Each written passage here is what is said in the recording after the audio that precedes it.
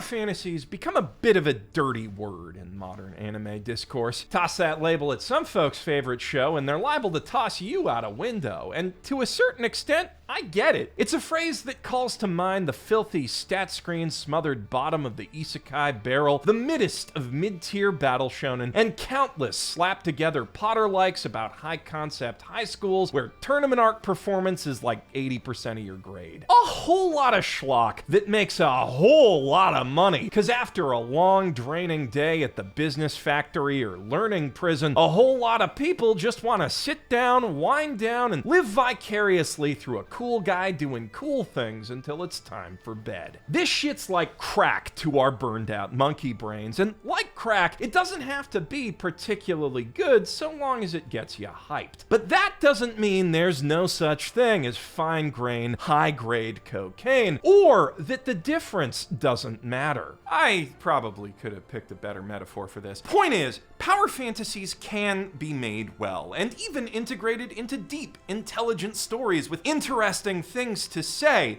They just aren't most of the time, so the term has basically become synonymous with shitty anime. But maybe if we talk about what the ones that are do differently, one day there might be enough of the good shit for me to down a whole pint of it. But before we get to that, today's sponsor, Factor, lets you enjoy the power fantasy of heating up and eating up a delicious, never frozen, chef-crafted, and dietitian-approved meal in 2 minutes flat, without having to follow a recipe, buy groceries, or even leave the house, cause they send it right to your door every week. What? You don't think microwaving stuff counts as fantasy wish fulfillment? Tell that to a 1920s housewife, bud. Not a 1930s one, though. She's just fantasizing about bread with no sawdust in it. Now, unlike her, Factor can't promise you your daily recommended intake of wood fiber, but regular fiber and all them other nutrients your body craves, you'll find a well-balanced serving of those in every Factor meal, whether you choose their Calorie Smart, Keto, Protein Plus, or vegan and veggie options. And the best part, it all tastes amazing. Just look at this sumptuous dill-crusted chicken and cheddar broccoli cauliflower grits with roasted green beans and lemon garlic butter that editor Trey's cooking up. Oh man, I sure wish I could eat that. Maybe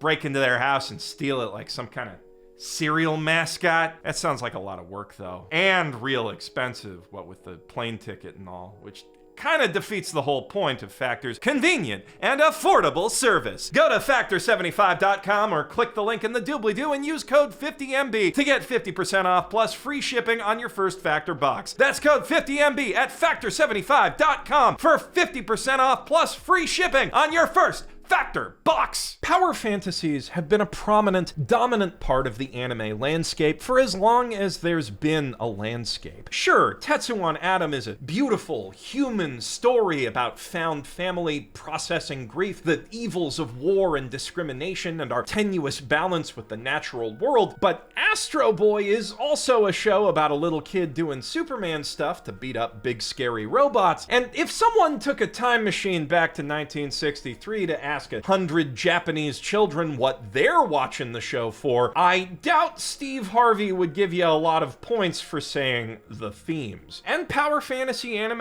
have ranked among the top-rated shows on air basically ever since. At first mostly sticking to the same American superhero mold as Astro, though Tetsujin 28 Go laid the foundation for the more distinctly Japanese fantasy of controlling that big scary robot the very same year, and 1967's Sally the Witch would offer Japanese girls their own flavor of power fantasy in the nascent magical girl genre. Go Nagai then found incredible success taking all three concepts into edgier, etchier, more teen-friendly territory in the early 70s with Devilman, Mazinger Z, and Cutie Honey, and even as the decade wore on and anime for adults started to become a thing, power fantasies didn't go away. Mobile Suit Gundam, the defining anime of the 1980s, turns the core conceit of those early mecha stories on its head, subjecting its teen pilot hero to heartrending loss and PTSD in a morally gray conflict with no real good guys, just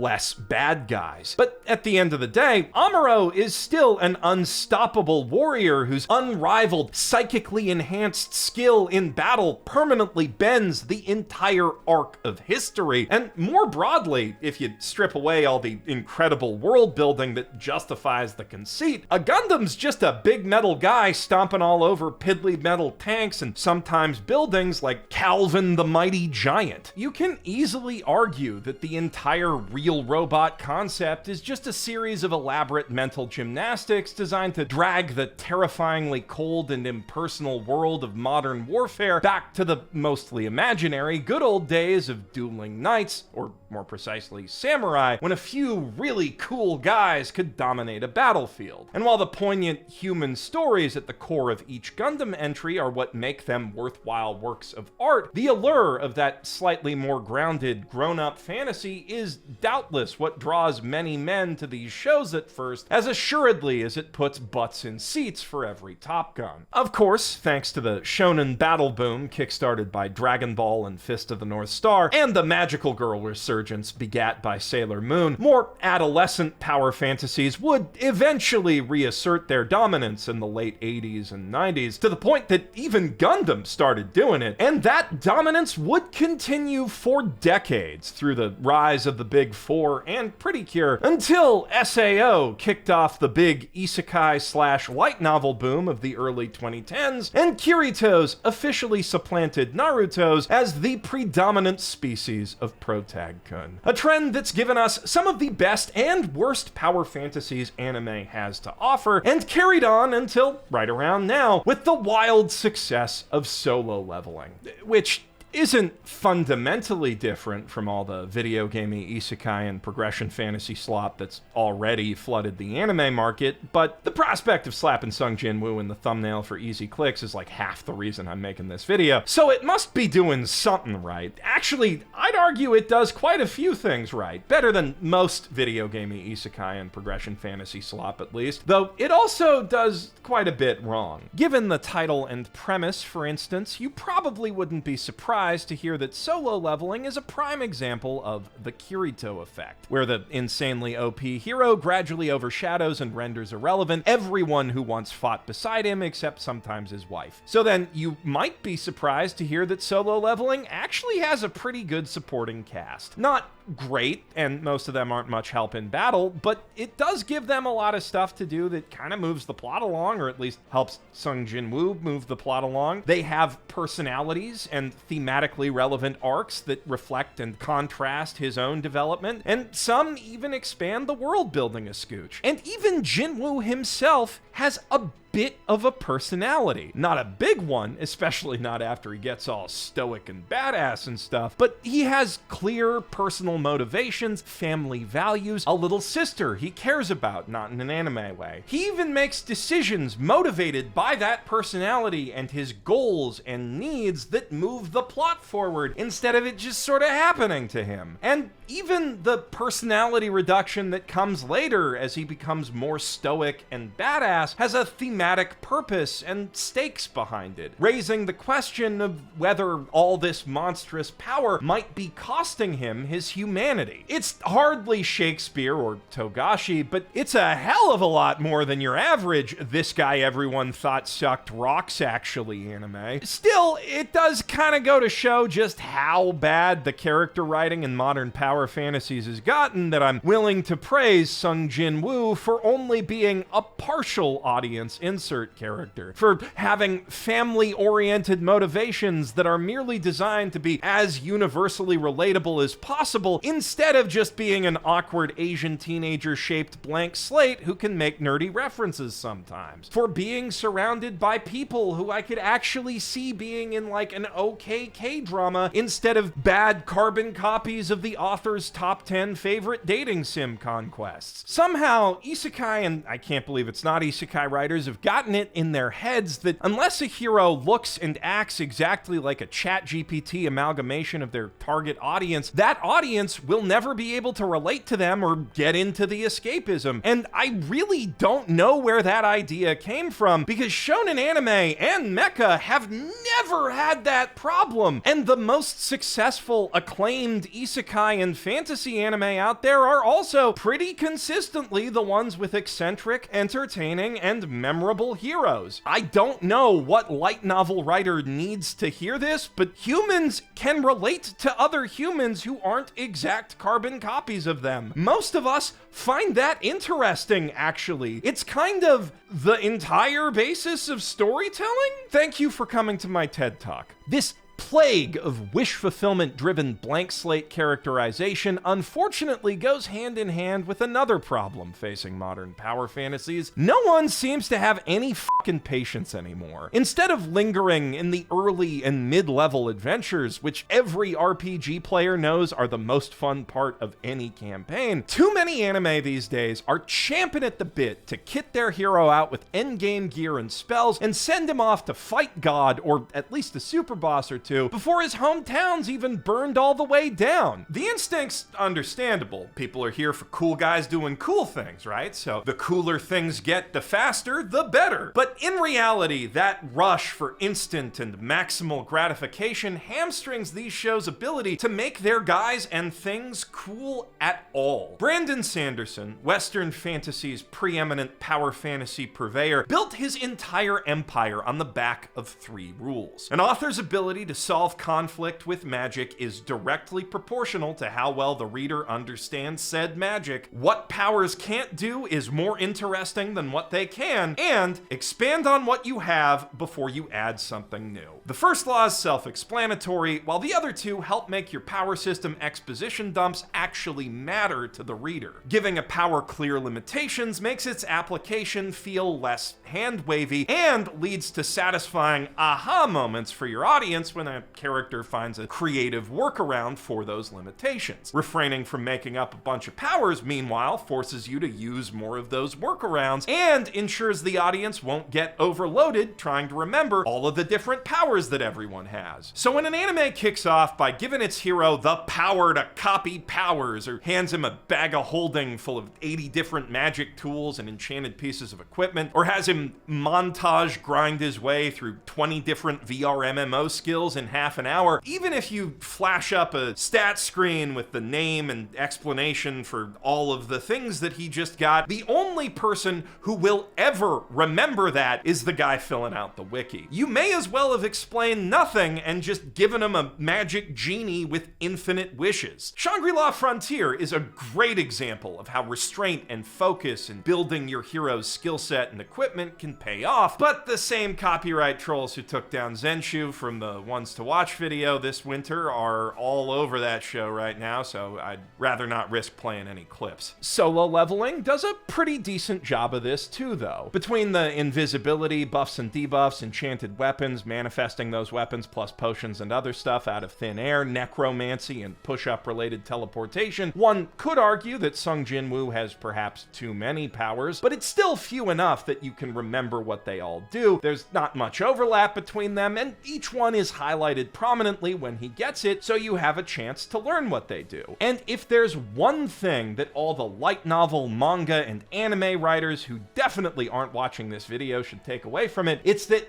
this is how you make the power part of your power fantasy feel satisfying. Well, this and having stupid awesome action animation, but if you're banking on that, you're setting yourself up for failure. And even if you are lucky enough to get that stupid awesome money for your production, your story needs to be more and less than stupid awesome sometimes. Back when I was studying game design at Vancouver Film School, one of the concepts the teachers were keenest to drill into our heads was the interest curve. Longtime viewers might remember me talking about this at length in my Haikyuu What's in an OP 9 years ago, Better get started on that 10th anniversary video. Anyway, to give you the short version, intense emotions evoked by media only feel as intense as the difference between the thing you're experiencing now and the last thing you experienced. A gunfight breaking out after a tense standoff in a bar, for instance, is gonna feel a lot more exciting than the exact same gunfight following a giant robot beating a kaiju to death. If every scene is 10 out of 10 intense, it feels just as monotonous as every scene being a 1. Steady escalation works a lot better, but after a while that can also get predictable and exhausting. You need to give your audience downtime to process the crazy shit that just happened and reset their calibration for what counts as crazy. Plus, just going straight from 1 to 10 leaves you with a boring intro. So the optimal approach is to hook people in with like a level 6 or 7 scene so they know how exciting your thing can be, but you still have somewhere to go from there, then ease off to a 1 or 2 and build back up in a series of escalating peaks and valleys until you're hitting 9s and 10s in your climax. I learned this in terms of like difficulty spikes and big set piece moments in level design. You know, the asylum demon fucking you up in Dark Souls or dangling off that train in Uncharted 2, but it applies to all forms of media and all kinds of emotion. Think of how the instruments kick in gradually before the crescendo of Beethoven's Ode to Joy. In a rom-com, you want to build up and ease off the doki doki feelings to maintain romantic tension. In a regular comedy, you want to warm the audience up with a gradual escalation of ridiculousness and give them time to breathe after the big laughs. And in a power fantasy, you want moments of struggle and maybe even a few serious setbacks between the big cathartic triumphs to maximize that catharsis. The contrast accentuates the impact. The harder the battle, the more glorious the victory. You can see this principle at play in every Dragon Ball saga, as the Z fighters struggle against a new villain, get beaten down, then get back up, and eventually save the day. And their most memorable victories, Cell, Frieza, King Piccolo, all come on the heels of their most devastating defeats to date. Most One Piece arcs involve a villain smacking Luffy around until he bounces back hard enough to knock them off their high horse, and that's hype as fuck. Hell, Jujutsu Kaisen's heroes lose more often than they win, but when they do win, it blows the roof off the internet. In contrast, so many modern reincarnated in a VR MMO where my off-meta class is actually super OP type things fall flat on their face right out of the gate because they're scared to make an audience that's here to be validated feel bad by kicking their Kirito's ass or letting him fuck up a little first. Even in last year's failure frame, which ostensibly starts with a whole episode of Protag getting shit on, the shitting is entirely verbal bullying, and as soon as he's actually faced with a monster, he wins and keeps winning forever. And the audience does seem to validate that cowardice to an extent. If you look at Crunchyroll review counts and MAL pages, the average attach rate for this slop is pretty damn high compared to other anime. But in the rare cases where these things see a sequel, we can see that the drop rate is just as high. In Another World with My Smartphone has almost twice as many MAL viewers as Ascendance of a Bookworm, but when it comes to sequels, it barely scraped together 2/3 of Bookworm's viewership. It's fun watching a guy win and get the girl, but if all he does after that is win more and get more girls, there's no real reason to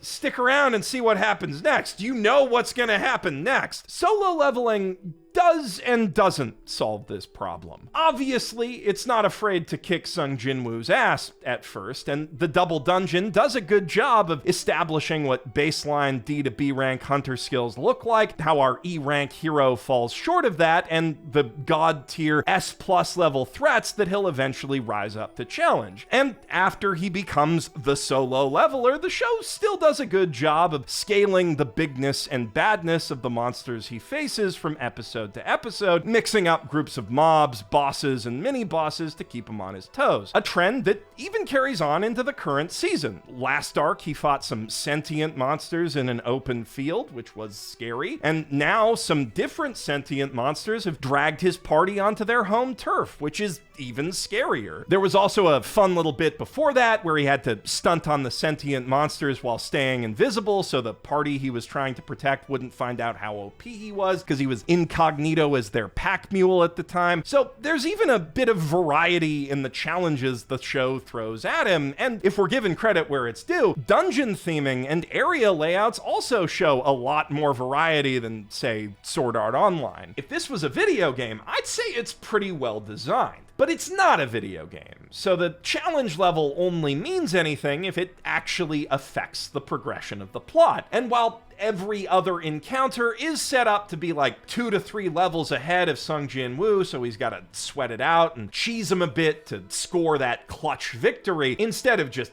effortlessly raffle stomping everything, every other encounter is set up to be like 2 to 3 levels ahead of him so he can sweat it out, cheese it a bit, and score a clutch victory. With the fight choreography and the heavy breathing close-ups and the near misses into clever counterattacks and the awesome sound effects, the animation certainly captures the aesthetic of a Soulsian struggle battle, but in terms of narrative rhythm, it's more like a level-scaled Elder Scrolls game, where the monsters keep getting tougher, but only exactly as much as the hero does, so the relative intensity of each fight remains basically flat. Except, of course, for that one time, but then he forgot to do his push-ups, so he got sent to the forgot to do your push-ups dimension, where he was able to heal up and grind until the enemy was 2 to 3 levels ahead of him, so he could sweat it out, cheese it a bit, and score a clutch victory. And I think that this is the single biggest issue with power fantasies that try to quantify their power levels like some sort of video game. There is a certain crunchy, Skinner-Boxian satisfaction in seeing a hero get a little bit objectively stronger every episode because his numbers went up, but the story can only really respond to that by making the numbers of his enemies go also up. It locks you into a linear, vertical progression loop that gives the hero and his foes almost no room for lateral advancement. That is, having the characters master the nuances of powers they already have, instead of just making those powers better or giving them new ones. Think of how Luffy expands the versatility of his Gum-Gum powers with Gears 2 and 3, compared to how he enhances them with Haki in Gear 4 and awakens a new form of them in Gear 5. The former gears fundamentally alter the nature and complexity of the challenges Luffy can take on, while the latter ones mainly help him hit bigger, scarier guys harder, or funnier in Gear 5's case. This isn't to say that lateral advancement is strictly better than vertical. If that's all you have, it can create the sort of monotony that typifies Stardust Crusaders, where until the last few fights, the guys Joey Jojo Auras each week don't really get scarier, just differently weird. Ideally, you want a bit of both, like how Radiance and Stormlight Archive both develop greater control over their surges and spren, and advance to new ideals once a book or so. Or how Sacred Artists in Cradle develop and refine a handful of signature techniques while they're climbing through the same advancement levels as everyone else. That way, you can have fights that top each other in both spectacle and complexity, satisfying the id and the intellect. Don't get me wrong, the kind of hype that solo leveling delivers doesn't just appear out of nowhere in the presence of good animation. There is some solid micro-level writing going on here. Minute to minute, scene to scene, quip to quip, the script deploys jobbers effectively, pushes Jinwoo into corners he's gotta think his way out of, or not push up his way out of, as the case may be, and generally does a good job of creating a distinct context for who he's fighting and why they deserve an ass kicking. But the Sakuga and Sawano drops are definitely doing a lot of heavy lifting, just like the art does in the manhwa. And on a macro level, once you're clued into the pattern, you know how almost every fight's gonna go from the start. Either some cocky evil bitch underestimates Sung and gets his teeth pushed in, or Sung gets in a little over his head and claws his way out. Occasionally, he'll get in way over his head to keep you on your toes, but then some sort sort of Deus Ex Machina inevitably saves him at the last second, like in the double dungeon or the push-ups thing. And to be fair, that is still more than most light novel shit ever does to mix things up, but to be balanced, it still means that no fight is ever gonna cost Sung Jin Woo anything the audience might really miss, which leaves the fights lacking in bite, even compared to other anime that are frequently criticized for being light on lasting consequences and overly predictable, like Dragon Ball or One Piece. And it's a world apart from genuinely unpredictable power fantasies with heavy stakes and meaningful consequences like Gundam, Hunter x Hunter, Re:Zero, Chainsaw Man, Dandadan, Jujutsu Kaisen, or FMA. Please note that meaningful consequences doesn't have to mean constant character deaths, just failures that permanently alter the status quo and force the characters to adapt in some way. You know, some hardship to sweeten the victory, which, despite its reputation, One Piece does actually do when circumstances pull the crew apart or pit them against each other, or when they have to leave a friend behind. And while that's usually temporary, the sagas where it lasts a while tend to be held up as the best in the series. Alabasta, Water 7, The Summit War, Dressrosa through Whole Cake Island. Of course, those consequences don't usually hinge on winning or losing one fight, but then One Piece is more of an adventure story with power fantasy elements anyway, where the fights come second to moments of wonder, discovery, and laughter. The sheer length and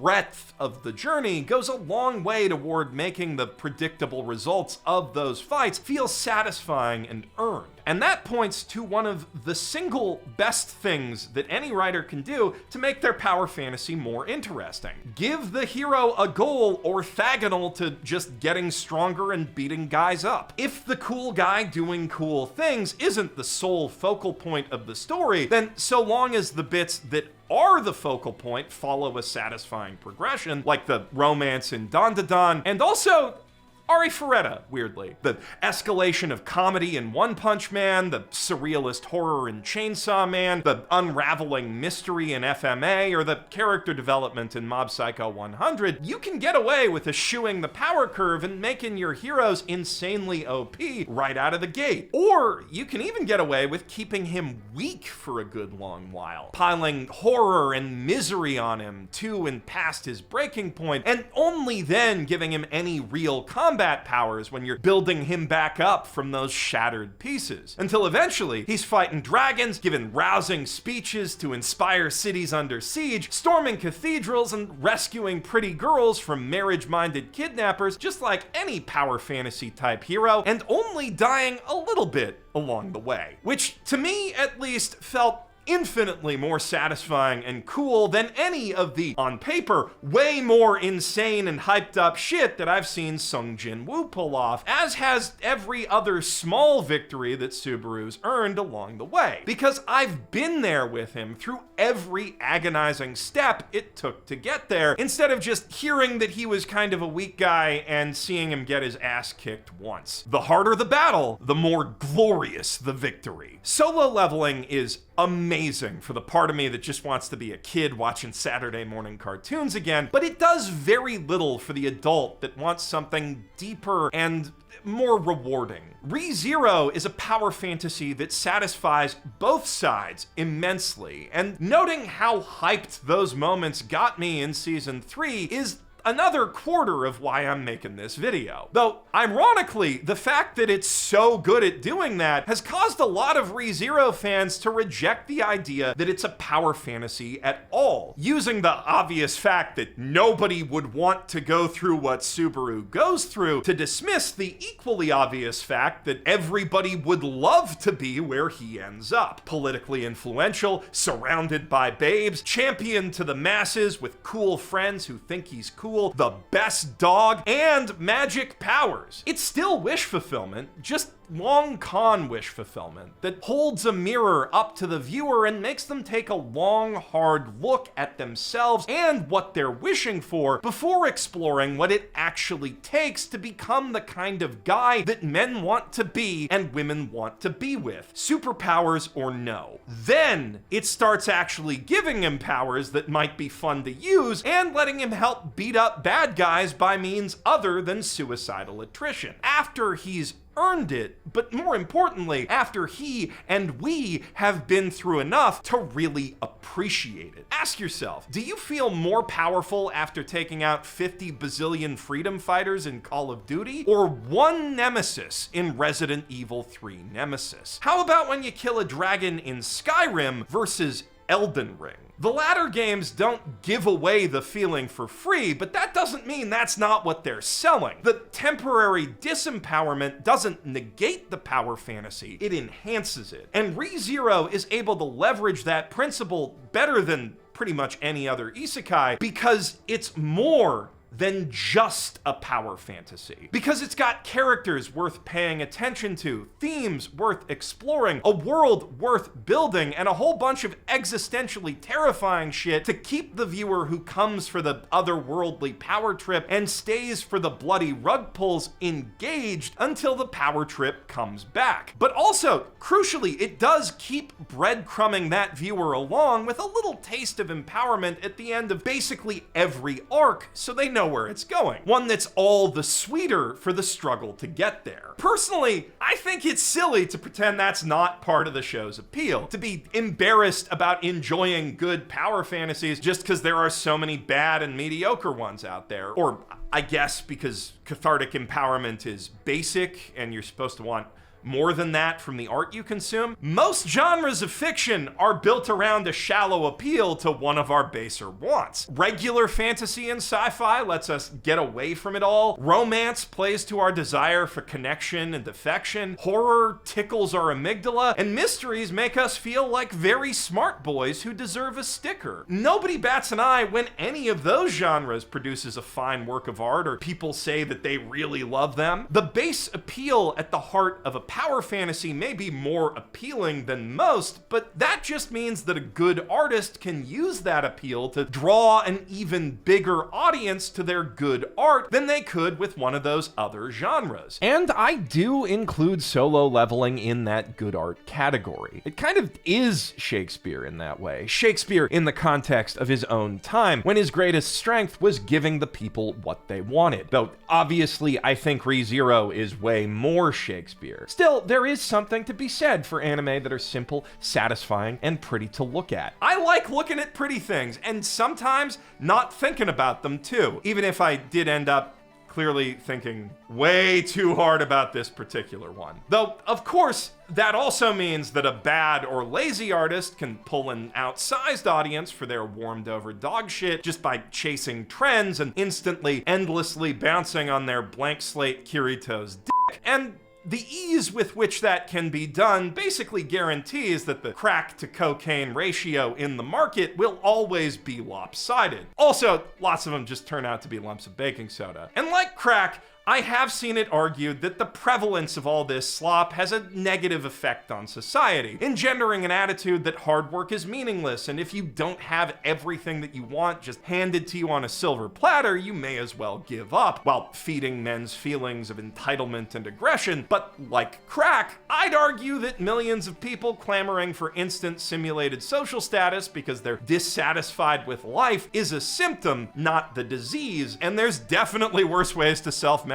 Like crack. At least with power fantasies, there's a chance that craving might lead you to something like ReZero, Mob Psycho, or Stormlight that can show you a good time and a better way. But even if you just have a good time for an hour or 6, that's worth a lot in these trying times. And if you're looking for a new good time to enjoy during work or commute time when you can't watch anime, I'd like to once again recommend checking out the Cradle series on audiobook. I had to scrap a longer section on it because I felt like more familiar anime examples would help you guys get my points better, but the last quarter of why I wrote this video is that I got obsessed with these books and binged all of them last year, and I had an absolute blast. For anyone who enjoys Brandon Sanderson, Will White offers similarly great hard magic action at a much faster pace with jokes that are actually funny. And Travis Baldree is an amazing narrator. It's like shonen anime for your ears. I'm Geoff Thew, professional guy who forgot to write an outro for this video.